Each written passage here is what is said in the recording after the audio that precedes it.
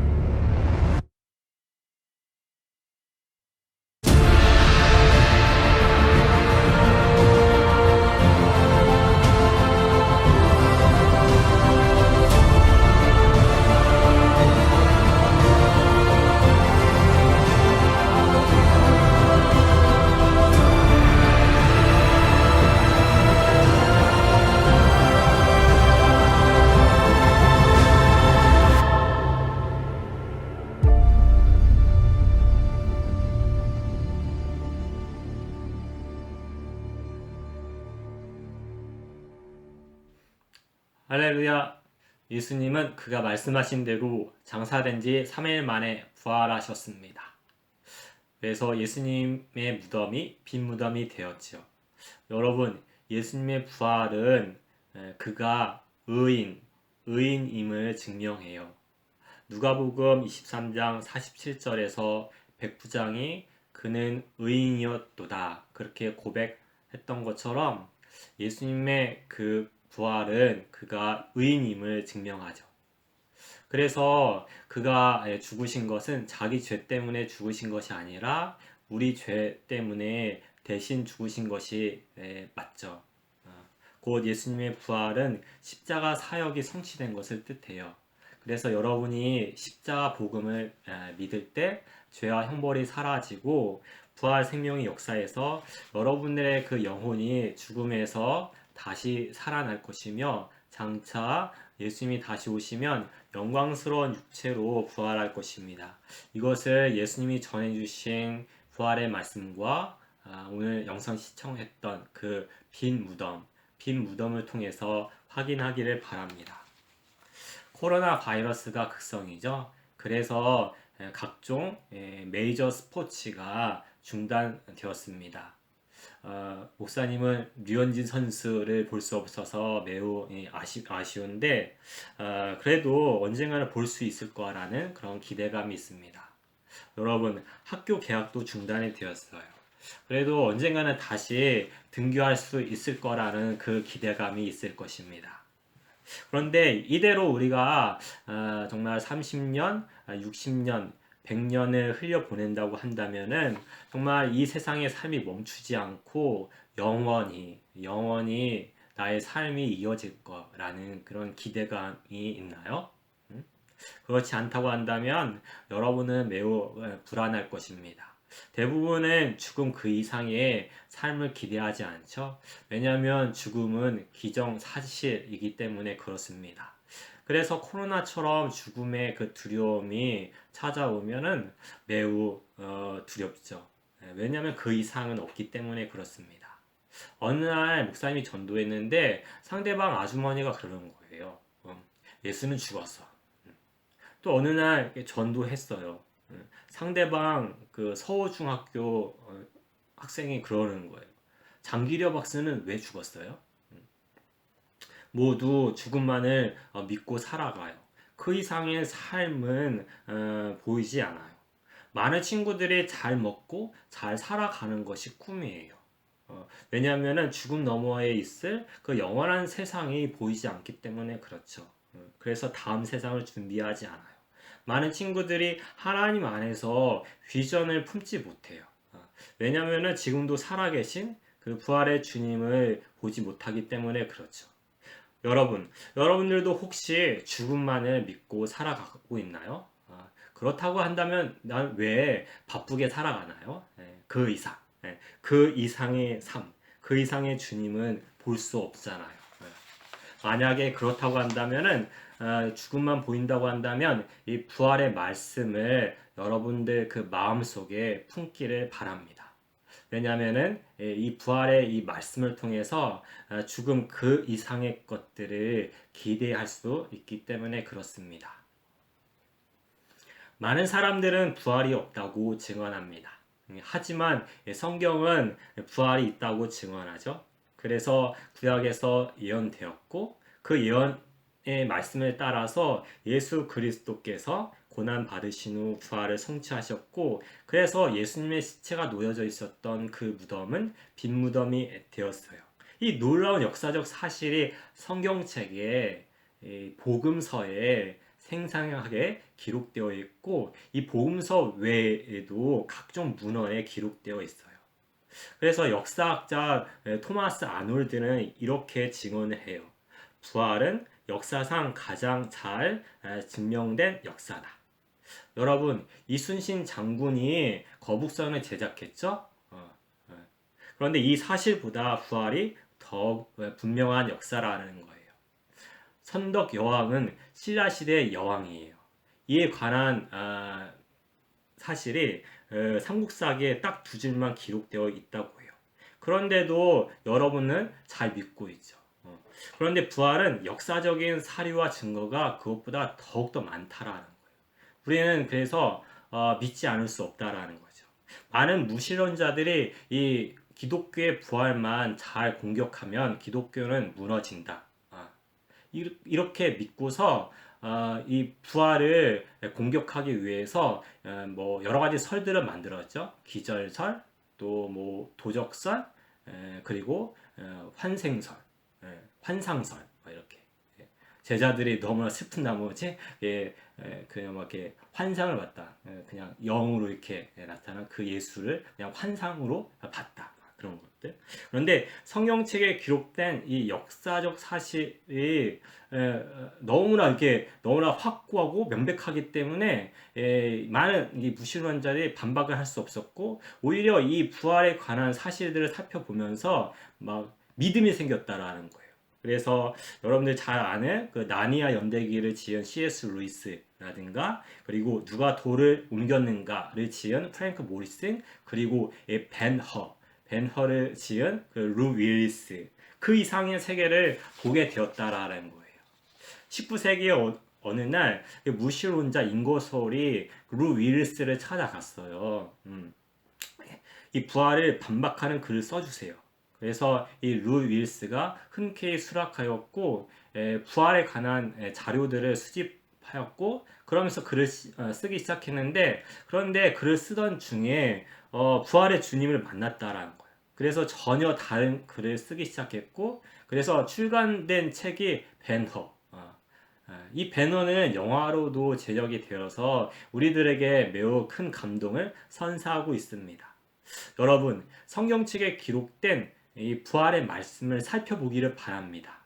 이 부활의 말씀이 너무나 생생하게 또 사실적으로 그렇게 묘사되어 있죠. 그래서 우리가 부활의 말씀을 살필 때에 정말 마음이 뜨거워질 것입니다. 죽음 그 이상의 것들을 보게 될 것이고 소망과 확신으로 넘쳐나게 될 것입니다. 그런데 제자들이 예수 그리스도의 부활을 처음부터 믿었을까요? 아니라는 거예요. 여전히 죽음만을 믿고 있었습니다. 우리 오늘 읽어본 본문 말씀 중에서 36절에서 39절, 36절에서 39절 말씀 한번 같이 읽어볼까요? 36절 이 말을 할 때에 예수께서 친히 그들 가운데 서서 이르시되 너희에게 평강이 있을지어다 하시니 그들이 놀라고 무서워하여 그 보는 것을 영으로 생각하는지라. 예수께서 이르시되 어찌하여 두려워하며 어찌하여 마음에 의심이 일어나느냐. 내 손과 발을 보고 나인 줄 알라. 또 나를 만져보라. 영은 살과 뼈가 없으되 너희 보는 바와 같이 나는 있느니라. 아멘. 제자들이 집에서 이렇게 문을 잠근 채 이렇게 숨어 있었어요. 왜냐하면은 정부 당국자들이 그 예수님의 그 제자라는 이유로 체포하러 그렇게 오려고 했으니까 그랬죠. 그때 부활의 주님이 딱 나타나신 거예요. 제자들이 유령이다 막 깜짝 놀랐죠. 제자들이 막 그 믿음이 없었던 거예요. 사실 예수님은 그 육체로 영광스러운 육체로 부활하셨거든요. 그래서 주님은 이 육체의 부활을 증명하시려고 매우 노력하시는 거예요, 지금. 왜냐하면은 이 육체의 부활이 우리의 이 소망이고 더 나아가서 우리 부활의 그 예시이기 때문에 그렇죠. 장차 우리가 어떤 육체로 부활할지 그것까지 다 보여주기 때문에 그렇다라는 거예요. 그래서 예수님이 이 구운 생선 한 토막을 제자들 앞에서 직접 잡수셨죠. 만약에 영으로 부활하셨다면 이게 생선이 막 이게 보이는 거죠. 막 그렇지만 육체로 부활하셨기 때문에 이렇게 식도를 이렇게 넘어가서 이렇게 위로 이렇게 나가는 거죠. 이걸 증명하시면서 49절에 보면은 알 수 있겠지만은 성령님을 기다리라고 그렇게 명령을 하고 계시는 거예요. 왜냐하면은 성령님은 이 십자가의 은혜를 적용시키시는 분이기 때문에 그렇죠. 그래서 이 십자가 복음을 여러분들이 듣고 믿을 때 성령님께서 막 죄와 이 십자가의 은혜를 기초로 해서 죄와 형벌이 사라지도록 그렇게 역사하시고 예수님의 그 부활 생명이 역사하도록 해서 여러분들의 영혼이 죽음에서 다시 살아나고 장차 예수님이 다시 오시면 그때 영광스러운 육체로 부활시키실 것입니다. 그런데 왜 제자들이 부활의 예수님을 유령으로 귀신으로 그렇게 착각했을까요? 왜냐하면은 오늘 44절에 모세와 선지자와 시편에서부터 기록된 부활의 말씀을 기억하지 못했기 때문에 그래요. 앞서서 오늘 1절에 나온 그 빈 무덤에 도착했던 여자들도 마찬가지였어요. 살아계신 그 부활의 주님을 시체들 중에서 찾고 있었잖아요. 왜냐하면은 이 부활의 말씀을 기억하지 못했으니까.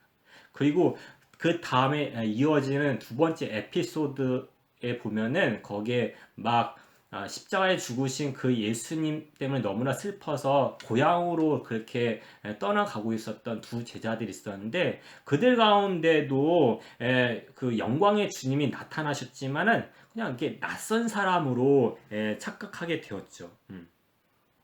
왜냐하면 부활의 말씀을 기억하지 못했기 때문에 그래요. 그래서 영광의 주님이 바로 곁에 있었는데도 불구하고 볼 수 없었던 거죠.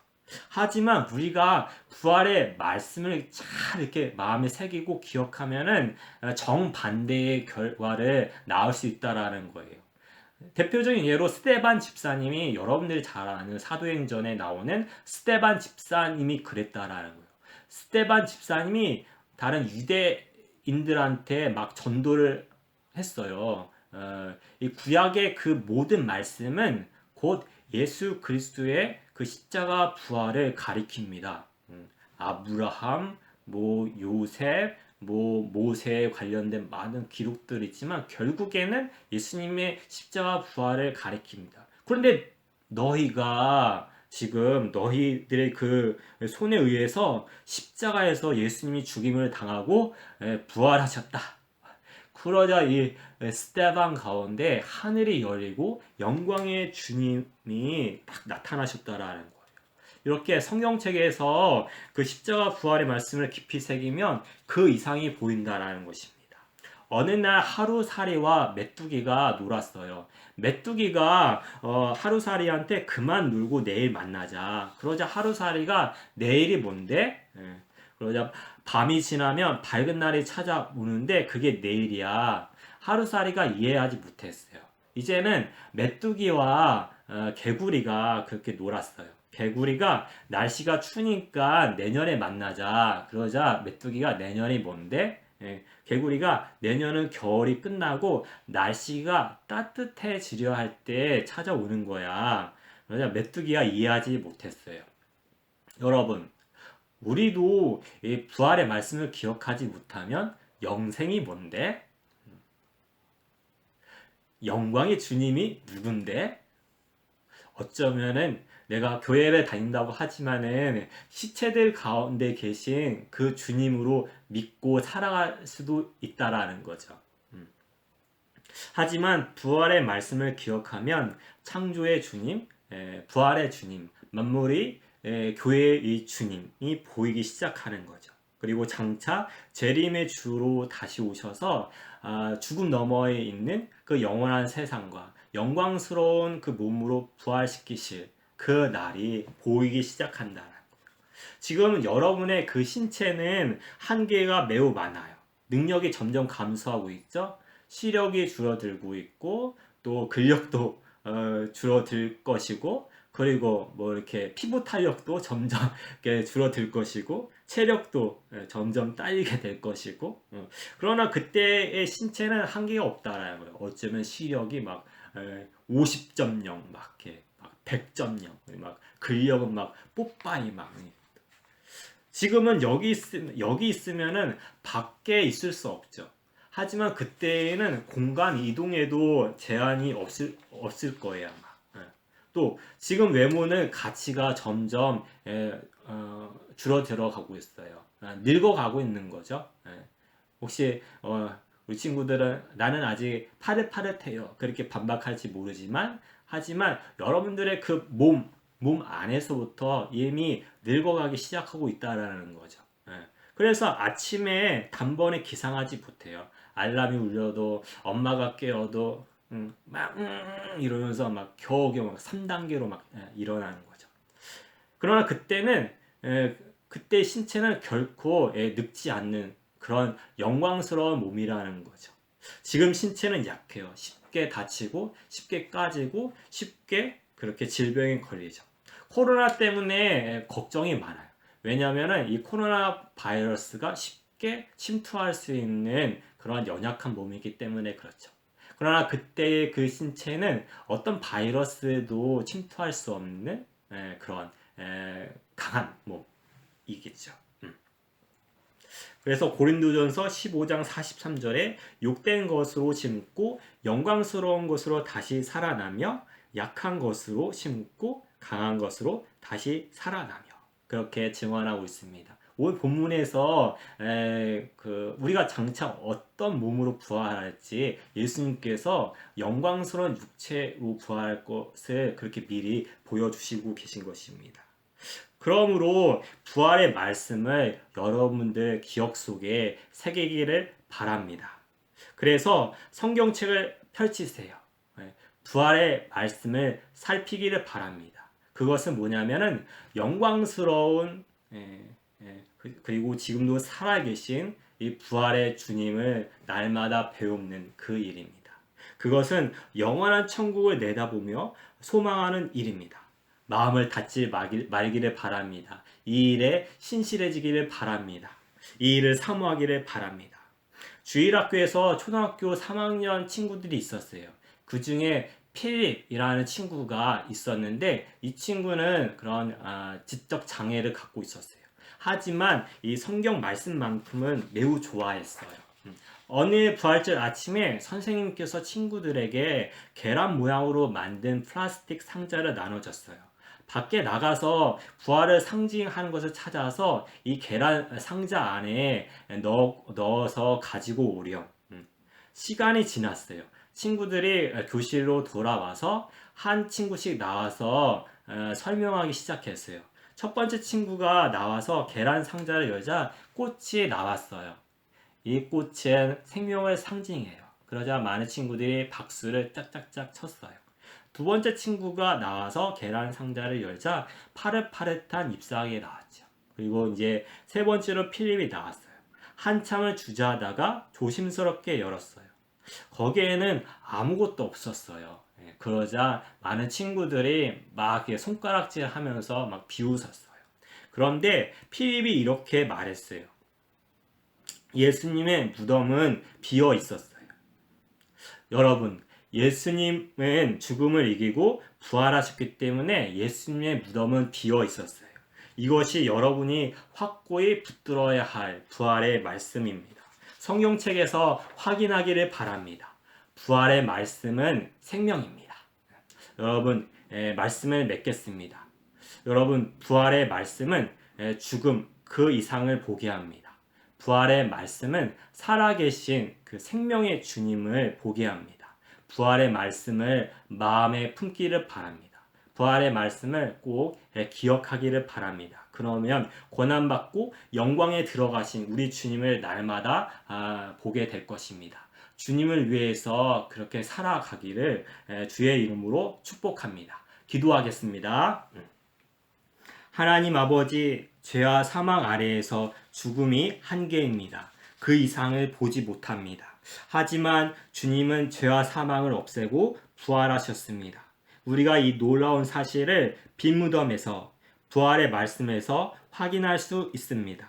날마다 부활의 말씀을 우리 기억 속에 새기며 죽음과 고통 많은 세상 가운데서도 날마다 믿음으로 영광의 주님을 보며 영원한 세상을 향해 나아가게 해주세요. 감사합니다. 예수님의 이름으로 기도합니다. 아멘. 응답의 찬송입니다. 주님께 영광, 다시 사신 주.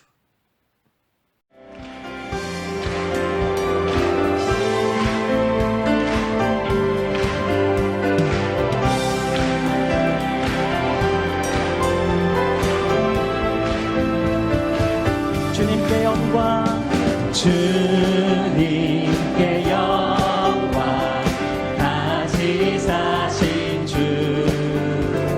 사망 권세 모두 이기시었네. 흰 옷 입은 천사 도를 옮겼고 누우셨던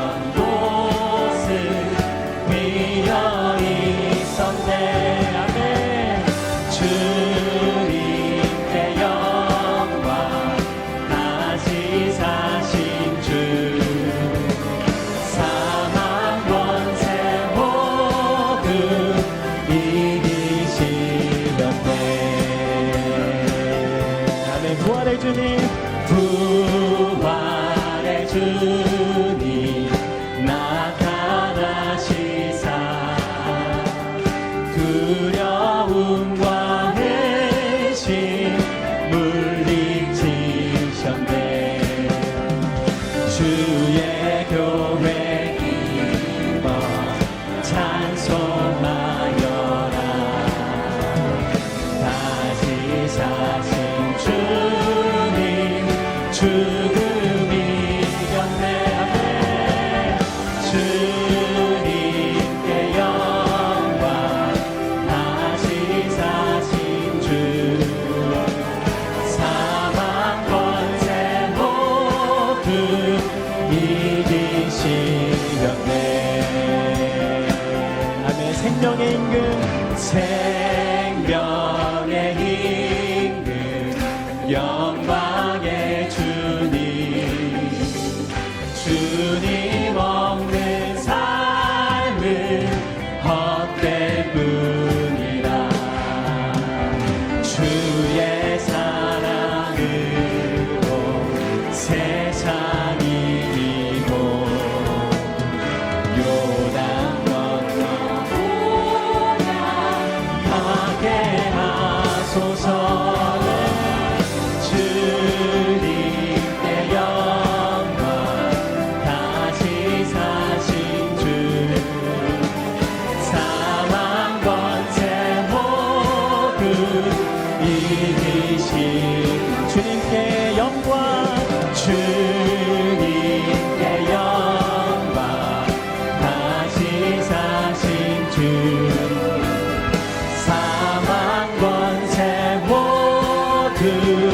이시였네.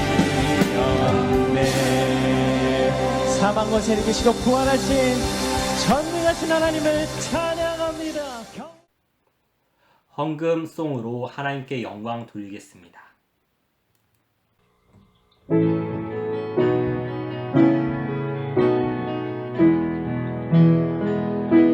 주님께 드립니다. 주님께 드립니다. 나비로 가난하고 부족하지만 주님께 드립니다. 주님께 드립니다. 오 주님 우리 알아주소서.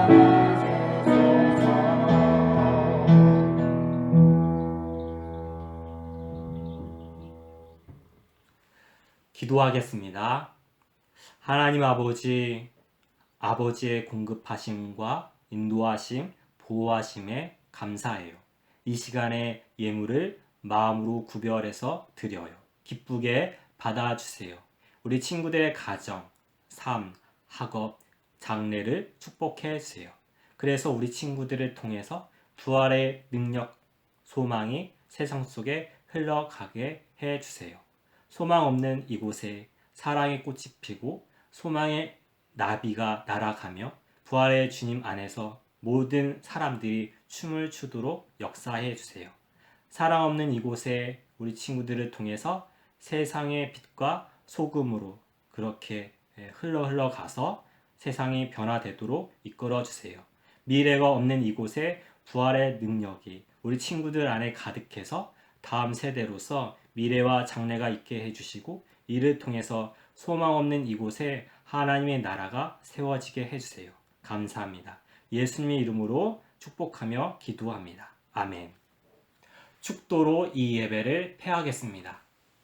지금은 교회의 주 되신 예수 그리스도의 은혜와 우리 아버지 하나님의 사랑과 성령님의 교제 교통 충만케 하심이 부활의 주님을 신뢰하며 세상 속에서 승리하기를 원하는 우리 친구들 머리 위에 그리고 가정과 학업과 장래 위에 영원히 함께 해주시길 간절히 축원하옵나이다. 아멘.